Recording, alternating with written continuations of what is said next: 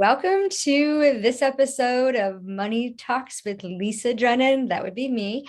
We have an awesome guest. Kate is a multi-passionate entrepreneur who has been in the holistic world since the 70s. You remember the 70s, right? The grooving times. It's when we were all boogieing. Woohoo! It makes you feel good even thinking about it. Like, who was your favorite artist back in the 70s?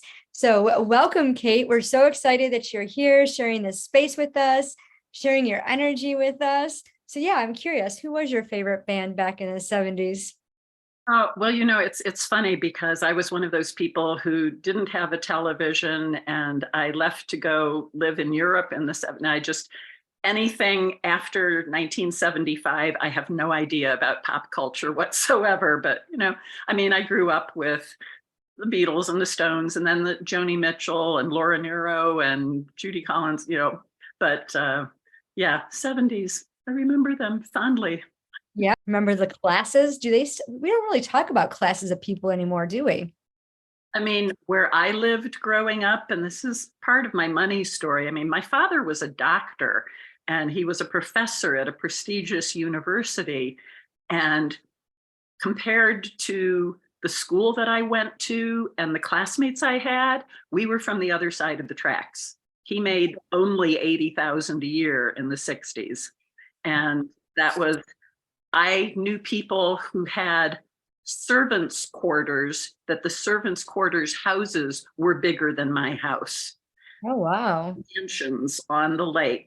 It wasn't a Mercedes, it was a Rolls, so a lot of my money story came from having a sense that can't compete with that. So I'm going the other direction.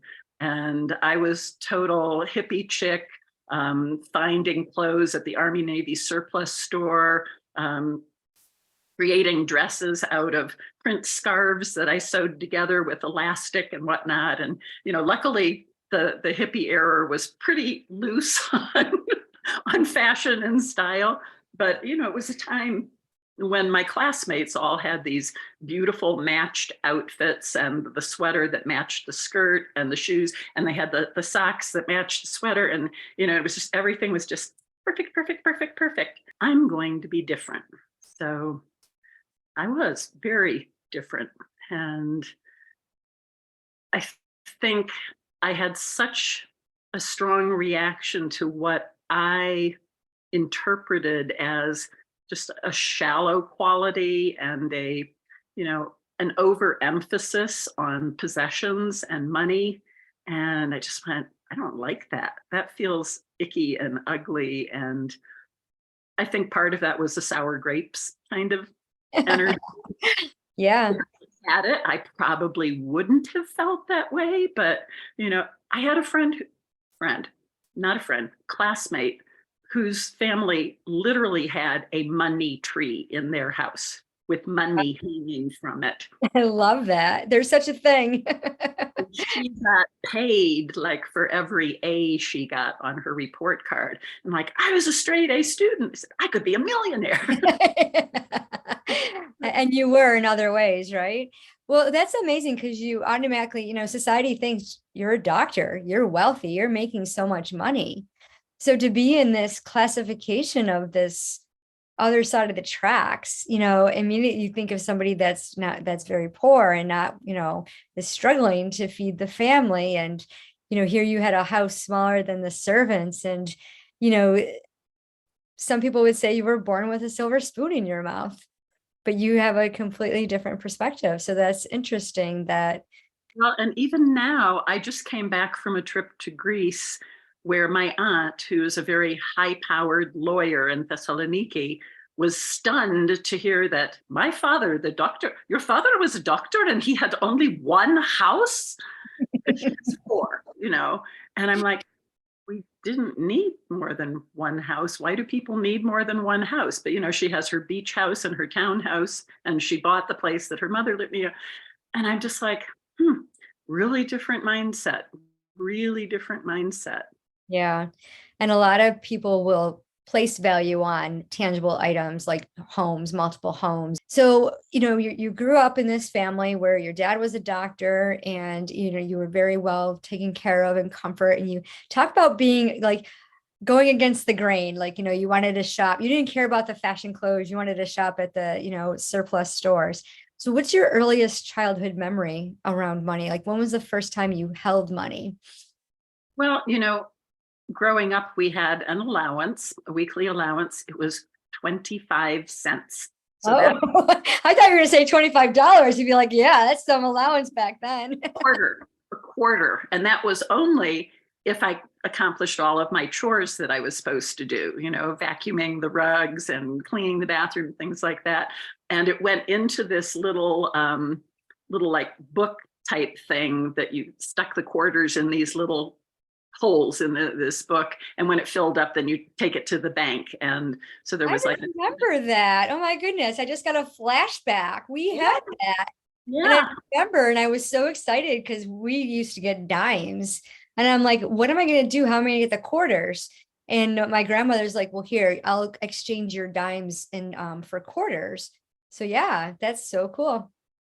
Yeah. So that, the idea of having some kind of savings was instilled very young. So I And I didn't have role models of women who were using their own talents. I mean, teachers, yeah. I mean, that was okay. You could be a nurse or a teacher, basically. We were, very restrictive about what you could do, like what was acceptable back then, right? yeah. So knowing that you were breaking the mold, you were going against the grain when it came to time for you to work. I mean, did you get a part-time job? I started working at 14, I think it was, in my high school. I became like an assistant to the librarian.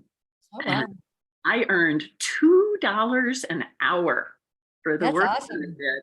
That was like, woo, big time. And the reason I wanted to do that is that I had very different tastes from my mother. And if I had my own money, I could decide what I wanted to buy. If she were giving me money, to get clothes or something, then she could dictate what I was to do and what I was to have.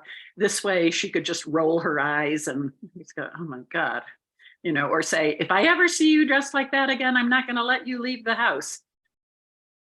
Very focused on appearances, very, what would the neighbors think? So yeah. And again, that just felt so superficial to me. And, it's just like, what do you value about, nice clothes, or is what is important really? And so when you got your own money, $2 is pretty good. I got $1 an hour babysitting back in the 80s. I did babysit, and that was 50 cents an hour. The babysitting was 50 cents an hour. Being the library assistant definitely paid more. So when you got received this money from earning it, $2 an hour, doing something that you enjoyed, how did it make you feel towards money? I just felt good having my own money. There was just something that felt, I'm going to say, partly safer about that. The other thing that happened was my parents divorced when they separated when I was about 10, and I don't know when the actual divorce happened, but the whole issue with child support and alimony, and my mother was so intent on making sure my father could never claim that she was spending child support money on herself, or after she remarried, that she was spending it on my stepfather and his kids. And she kept these meticulous books down to the penny. And like, I spent this much on groceries. My stepsisters were over 2 nights this week. So on those nights, we divide the total amount of groceries by the number of people at the table, take 4 kids worth out of that. That goes into the column of what she's spending out of and I just went, that sucks. I mean, It's horrible. It's so tedious. yeah, what an awful burden to be under. And he did not require that of her. She was doing that like proactively, a lot of control issues around money. And Yeah, so, keeping track to it. Like I do not like restrictive budgets. And, in my program, I know we don't have a restrictive budget. We get to we get to create our own wealth activation roadmap. And just, I visualized you like watching your mom doing this. And I come from a blended family. And I remember like child support was like not there, but my dad didn't care what my mom did with it. But she was always complaining about money, and she kept good records. She always had her checkbook register, and she was always balancing her bank account. But she'd always complain that, oh, we're spending too much money on your kids when they come over. So that kind of just reminded me of that. But to imagine like her modeling that for you, like none of us were taught finances growing up, right? My grandmother taught me what I know, and some of what I know. And as a little girl, I should say, clarify that. But my mom never really, other than complaining about money. And we don't realize that that is how we learn. Like, we're going to complain about money. You have to borrow from Peter to pay Paul. If you keep meticulous things, you're going to drive yourself crazy. And that energy, like you said, that it's this tension. And it's just like, I'm not doing that. I'm not tracking every single thing that in dividing it by the number of people in the household. And it's funny because when I worked at Social Security, we would create budgets and we would have to we're going to divide it by the number of people. And this is what we're doing. I got so good at it. I'm seeing myself doing it in my head right now. But that idea of, especially when you're in a community, like just pull your money together and be done with it. Who cares who eats what and this and that? So how did you end up adapting that attitude towards money and like keeping really strict record? You were the rebellious child. You're like, forget this. I'm going the opposite direction. I knew I wasn't spending more money than I had. And I mean, I could balance a checkbook easily. I was a math science major. But, I knew the numbers. yeah. It didn't work for me. But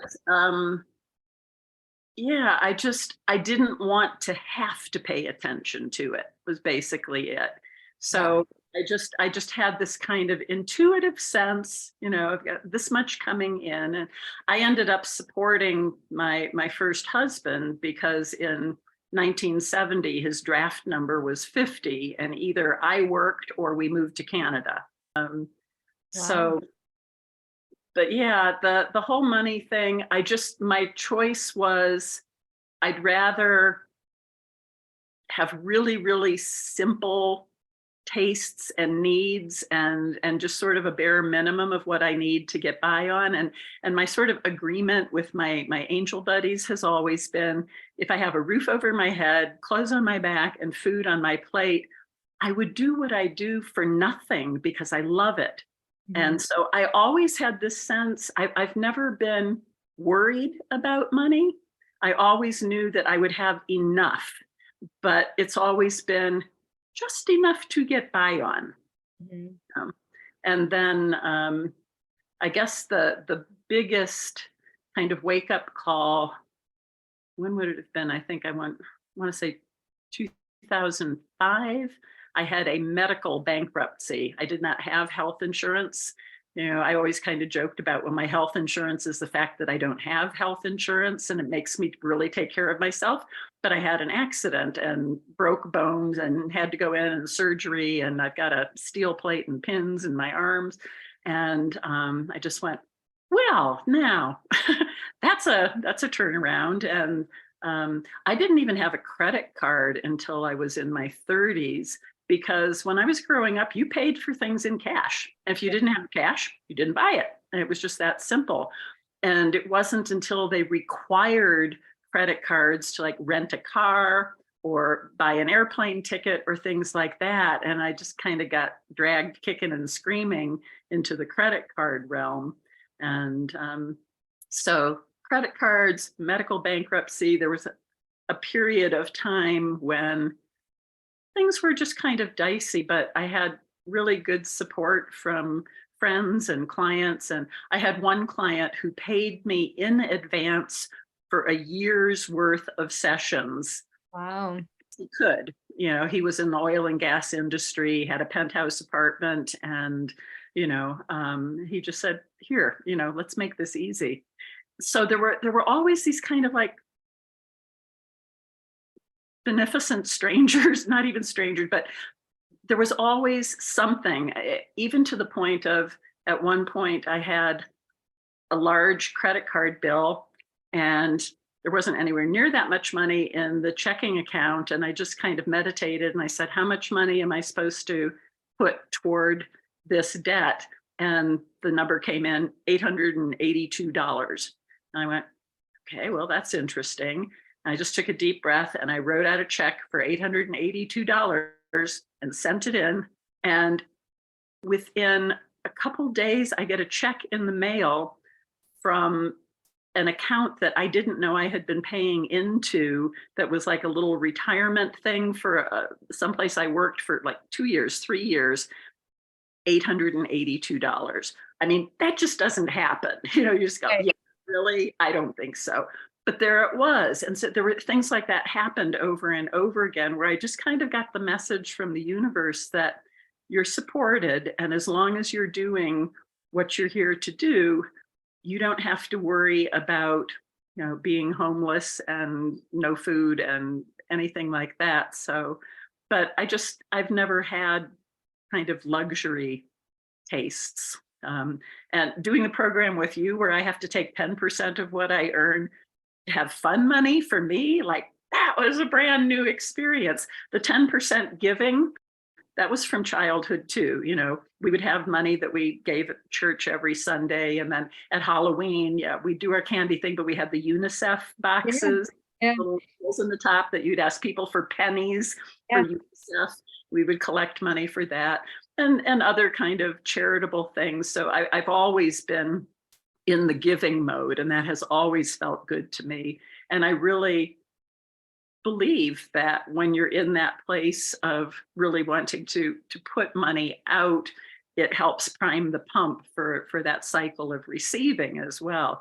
But the 10% fun money, that was like, who does that? That's crazy. And it has been amazing to experience the energy of treating myself to things that I would have always said, yeah, well, if you pay off this and this and this and this, and if you do this and this and this and this, and then these things over here too, then maybe we'll consider the possibility of somewhere in the future doing this thing that you would like to do. Yeah. It's just difference. Yeah. And it's amazing because the money multiplier system gives you that freedom.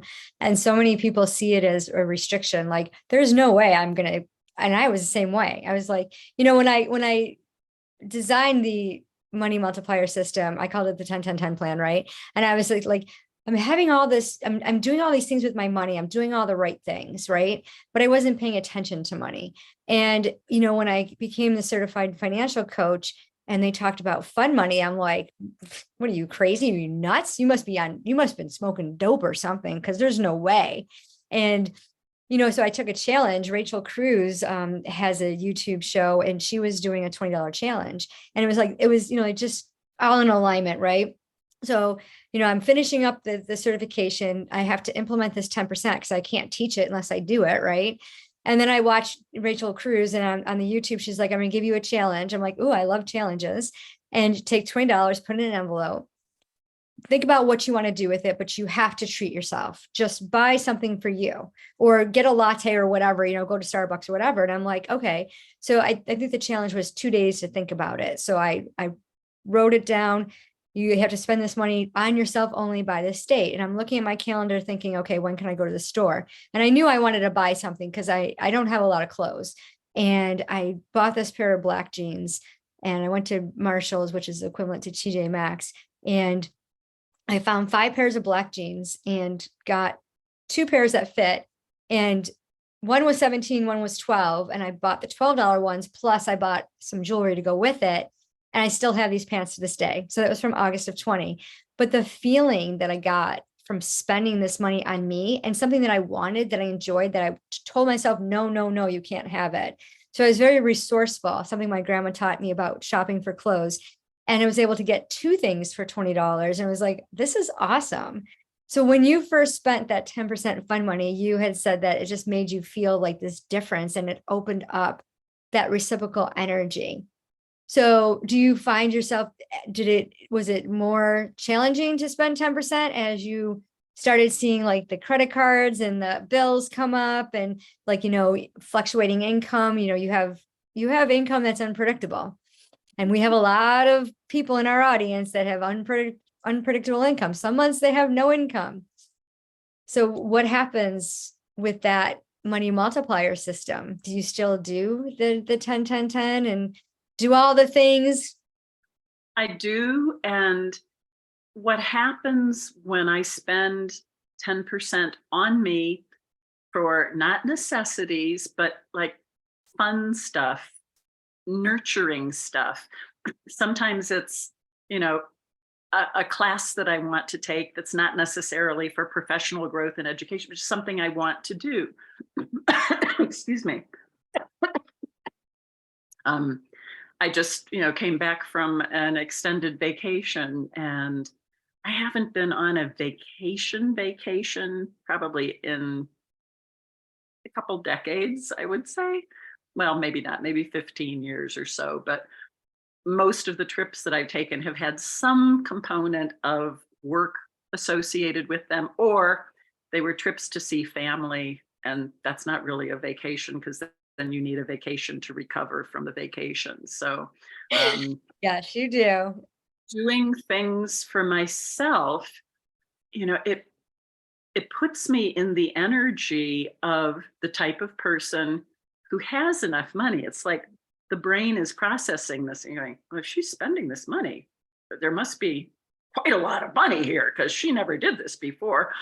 So, it's tricking your nervous system. It's acting as if, really stepping into, okay, so if I want to be a well-paid professional and enjoy my life, then I should start acting that way. And when things come up and I start hearing that little voice going, oh, you shouldn't spend money on that, I'm going, what would a 7-figure businesswoman do? Would she even stop to blink about this expenditure? And I went, like upgrading my flight on, one of the trips that I was on, and I just went, not that much difference here, and I deserve this.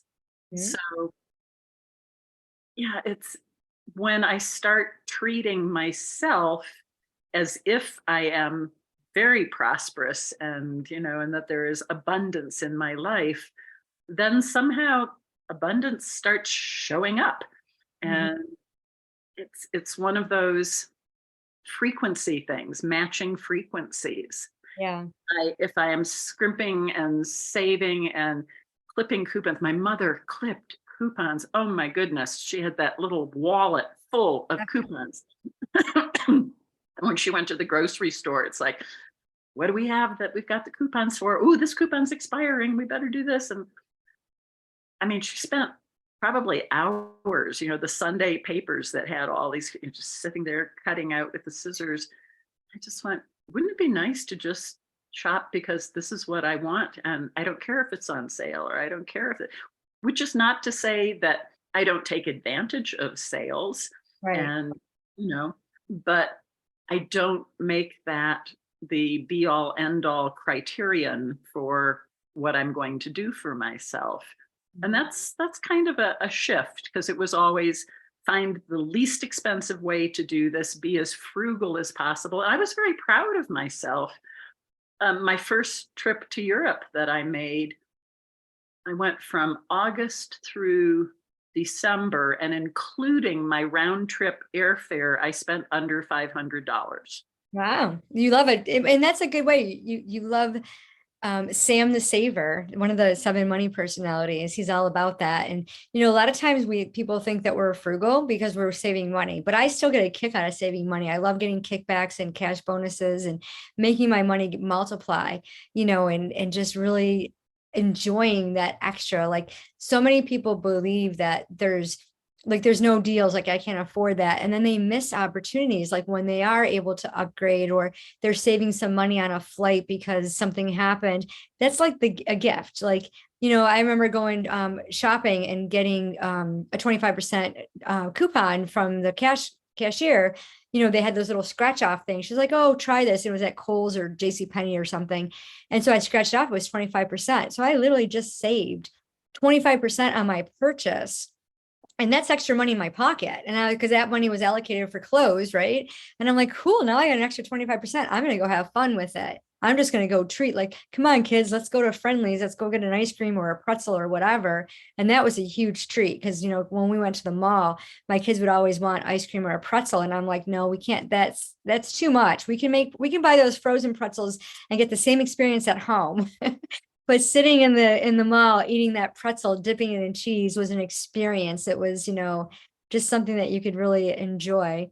So I love that you have so many memories, and you've enjoyed the money that you do have now. You're in I Date Money wealth activation, and you're freaking rocking it. I mean, your credit score jumped 100 points. And I remember when we first started working together and I asked you about your credit score, and you're like, well, how is that going to go up? I'm like, oh yeah, it'll go up 100 points. And you're like, how? I'm like, you're never going to be able to figure out. It's not a math thing. It's just, it will, by implementing these simple steps.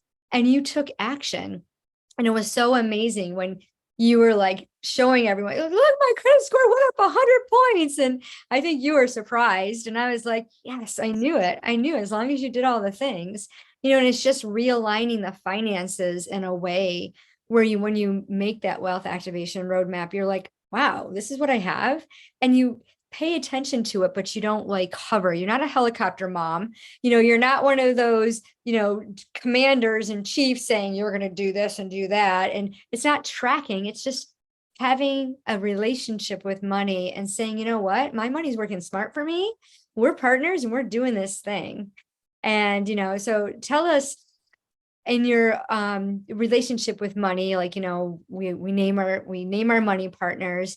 What has been the most impactful thing for you connecting with a money partner and sitting down and having your dates with money? Well, I think before even connecting with the partner, just the question that you asked about if money were a potential romantic partner, how would it view the way that you treat it? I'm like, oh, busted. Somebody once said, open your wallet. Did you stuff the money in when you got change, or are your bills nicely lined up and in order, dollars, fives, tens, 20s? And I'm just like, yeah, I just kind of jam stuff in there, and I've got receipts stuck all over the place. And it was part of that old, just like, if I don't look at it, then I don't have to deal with it, kind of the. Yeah. And so many have that thought process. If I don't pay attention to it, like, I don't know how many ladies I connect with that they have no idea how much money is coming in. I'm like, well, we need to pay attention to that. And it's funny because I had read somewhere once, being in finances and insurance since 1987, I've, lots of layers of learning and all of that. But I remember taking one program back in the 90s, and they said, if you didn't organize your money in your wallet, it reflects how you're organizing your money in your household. And if you want to be wealthy, you need to organize your money the same way you would organize your house. So when you think about it, when you walk into a room, is it set up the way you want it to? If you open up your wallet, like, what's that feeling you get? And like, a lot of people don't carry cash. But if you think about, like, I've been in stores where people have these little credit card wallets, and there's so many of them. And I'm like, okay, one, they're not organized, and they're pulling them all out, and they're trying to find the right card to pay with, and cards aren't working, they're declined, and they're so unorganized. It's like, okay, well, I recommend 3 cards that you carry with you. All the rest, leave home, please. But thinking about, why are there so many things that you're doing?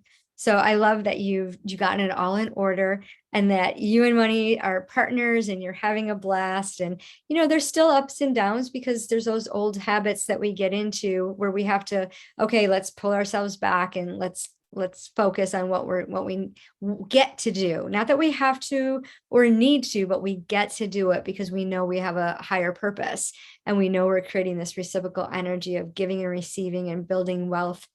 And the whole idea of, if I'm not respecting my money, and part of respect is paying attention to, I mean, even if it's a friendship that you have with someone, if you don't pay attention to them at all, if you don't respond when they go, hey, I'm stuck here in your wallet and you crumpled me all up, what does that say?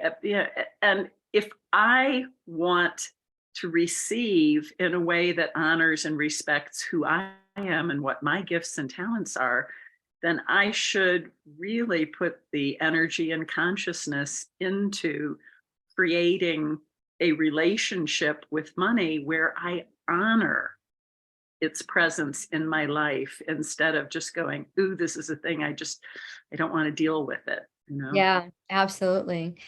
So if you can give some words of wisdom to our audience, what would you say to them? Well, start with that question. How would money rate you as a date? How would money rate you as a potential lifetime partner? That's a big wake-up call. Yeah. If you're really honest with yourself. And so starting from that place, I had to do some soul searching, and I had to go back and just realize how much of my money attitude was just like this negative response to things that I didn't like growing up. And it was one of those throwing the baby out with the bathwater kinds of thing. It's just like, I don't like the way these very, very, very, very rich people are acting and what they're doing with it. So I'm just never going to be very, very rich, because I associated the money with the attitudes, with the behaviors.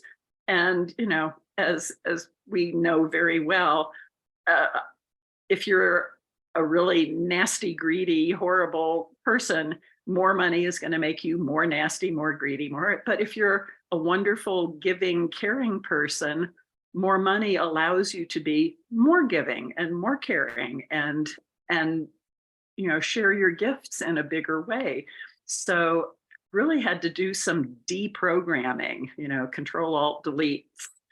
Got to get rid of these old stories about money, corrupting people, and money being a bad influence, and money making people stuck up and snobby. And None of that's true. All lies, all lies. Yeah.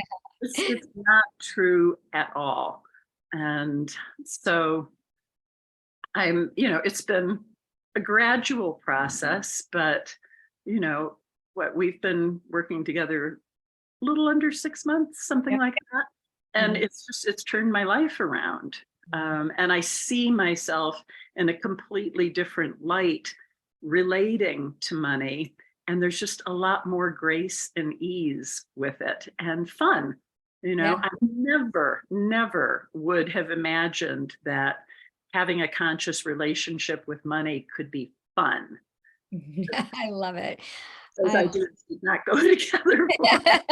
But they do now, because that's what I Date Money is all about. If you can't date money and crush on money, then, it makes all the difference in the world to be able to have fun with finances. So I love that. So, we introduced you as a multi-passionate entrepreneur. You have so many beautiful gifts and talents and knowledge and tools that you share with your clients. Tell us a little bit more about that. Well, yeah, the multi-passionate, this has been from, I think, the get-go, because I think my high school advisor called me her Renaissance woman, because I was equally talented in the arts. I did the leads in the plays. I sang and danced and acted, and but I was a math science major, and I was honor society, and spoke a couple of languages, and it's just there's always been multiple areas that I like to do lots of things, lots of creative things, and I've been in the holistic health and human potential field, since the mid 70s, and there's just lots of different ways to explore that. Right now, The main things I'm focused on, I have a business where I do sound healing work with crystal and Tibetan singing bowls, and I train body workers and yoga therapists on how to use the singing bowls for vibrational healing work on the body. And then I also, I'm a spiritual astrologer. I use astrology to help people just kind of dive into uncovering some of their potentials and dissolving away the things, the old stories, the old things that might be holding them back, and looking at where they have challenges in their lives and where they can capitalize on different dynamics that are happening, that are going on, right now. I just did a talk for some people about the fact that Jupiter, the biggest planet in our solar system, has come off of a year of being in Aries, which is a fiery, sparkly sign. It's fire. It's a lot of creative ideas that come through. And it recently has moved from Aries into Taurus, which is the first earth sign, which is about practicality and groundedness and structural foundation, making things real. So it's like this time in our lives, and also coming off of the Mercury retrograde that we've had. We just came out of the shadow of the Mercury retrograde period, where we got to kind of go back and take a moment to re-examine all of these sparkly ideas that we had, and to bring that Taurus energy in and just go, which of these really has potential for something long-term? What do I want to invest my energy and time and creativity into, instead of just being, well, I got this and this and this and this and this and this. So what do I want to bring into manifestation? What do I want to gestate and give birth to? What seeds have I chosen out of all of the notions that I'm going to plant in this fertile season, in this earth sign, that I want to grow in my life?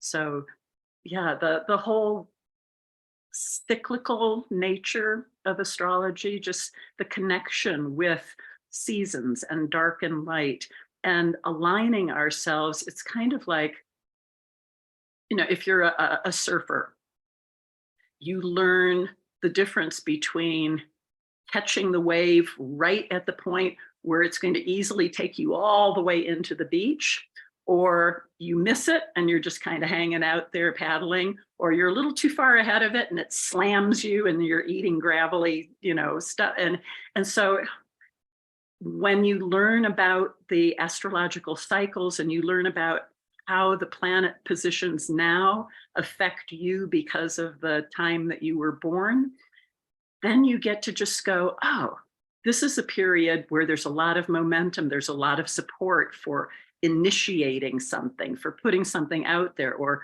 this is a time when you go in the hammock, you rest, you let things percolate, because it's not a period where the energies have that dynamic impulse.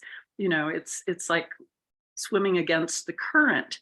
So when you understand the astrological weather reports, and you know which way the currents are going, you can make it so much easier for yourself. You take advantage of the times when everything is supporting you, and you just go, this is like having a team, and you can move forward. And then you just recognize where the periods are that you need to go into a more internal state, where you need to do more introspection, journaling, planning, visioning, and then be ready for the next time that wave comes, so that you can catch that. So that's kind of how I work with people. And, it makes it easier. It leads to more happiness, and, happiness is actually a competitive advantage in the business world. Certainly is, and we're all striving for that joy, that peace inside of us. And having these tools to be able to understand, we all affect everything, right? We're all interrelated and connected. And when you understand, our minds are so powerful, and they say we only tap into 1%. Could you imagine if we tapped into more? and some people, you see them expanding their knowledge and having like, multi-passionates especially, they have so many different ways to present information and to really deeply understand, so many people focus on the thoughts or the actions and ignore the feelings. And then there's a disrupt in their pattern and they're like, I don't know why I feel, upset or depressed or anxious or whatever it is, and then we're looking for external validation, when if we just looked within ourselves and our own gifts and talents and understood like, this is how it goes. It's time to leave that all behind. It's really time to claim our authority, to be who we are. And I think, your work with helping women to become financially independent, to own their strength through their ability to not only create wealth, but to multiply wealth, to manifest abundance in their lives. Maybe people nowadays are being educated about that, but I grew up, I had no education around finances, no education around what to do with money. I mean, it was a big deal to just, balance a checkbook, but the idea that I can have a relationship with money so that it works for me and that it can empower me to do more things, that's totally new. That's something that's been foreign to me. And that's one of the gifts that I think you bring to the community, is just being a walking, talking billboard for what you can do when you change your relationship with money. And, that's part of the energy that's here for us right now to capitalize on. And, this full moon's a good time. Yeah. There's something about the full moon. We always, when I was working at Social Security, we always knew when it was a full moon, even if it was cloudy, because all the people would come out and it would get crazy. So it's really amazing. Thank you so much for sharing your talents with us and your amazing, powerful story. I mean, you have so much knowledge and wisdom to share, and it's just so fascinating. And it's so awesome that, you started off with money in this relationship of, go away and you're too restricted, to loving on money and having fun and really incorporating that love of that money multiplier system. And I'm having fun with finances and I can't believe I didn't know about this for the rest of my life. Right. So thank you for sharing with us. What's the best way for our audience to connect with you? Well, one of my, resistances has been like not wanting to have a website and deal with technology, but I did during COVID start a Facebook group that's called the Goddess Girlfriends Network. And it was started to connect women. That is awesome. Well, thank you so much. And we'll put the link in the show notes for those of you who are listening. Love on the show, give us a rating, a review. And if you know anybody who would benefit, like who wouldn't benefit from this session, if you know anyone who would love to see the show or listen to it, please share it with them and be sure to subscribe. And remember, it doesn't matter how much money you have, it's what you do with it.